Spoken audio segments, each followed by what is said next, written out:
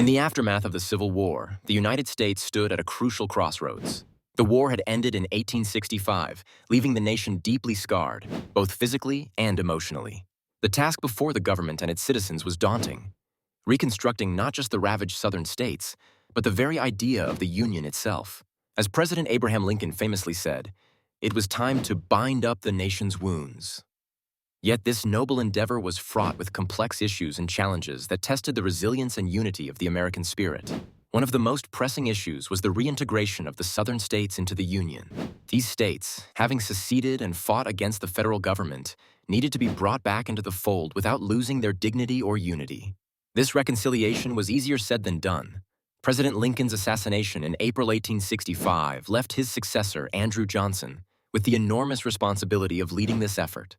Johnson's lenient approach to reintegration drew criticism, as many in the North felt it allowed former Confederate leaders to regain power too easily, threatening the stability and purpose of Reconstruction.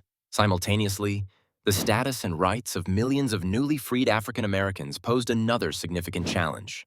The end of slavery was a monumental shift, yet freedom did not automatically translate into equality.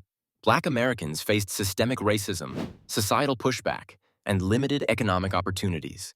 The government introduced the Freedmen's Bureau to assist them with food, education, and employment, but the path to true equality was fraught with obstacles. Southern states enacted black codes, restrictive laws designed to limit the newfound freedoms of African Americans, which only perpetuated the cycle of oppression. Moreover, the economic devastation in the South required a comprehensive strategy for rebuilding.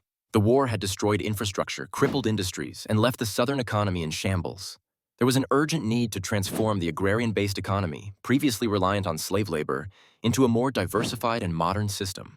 This required significant investment, innovation, and the will to change. A tall order in regions where poverty and resentment ran deep. Political turmoil further complicated the Reconstruction era.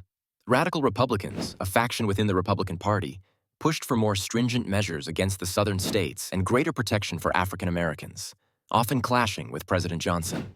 This power struggle culminated in Johnson's impeachment, although he narrowly escaped removal from office. The tensions highlighted the deep divides not only between North and South, but also within the federal government itself.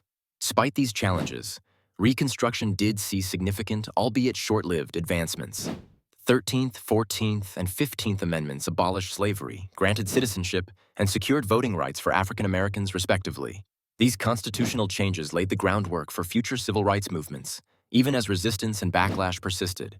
In conclusion, the Reconstruction period was a complex chapter in American history filled with challenges in uniting a fractured nation. While it was marked by significant strides towards equality and rebuilding, it also underscored the deep-seated divisions that lingered long after the last battles were fought. The lessons from this era continue to resonate today as the United States grapples with issues of national unity, equality, and justice, reminding us of the enduring journey toward a more perfect union.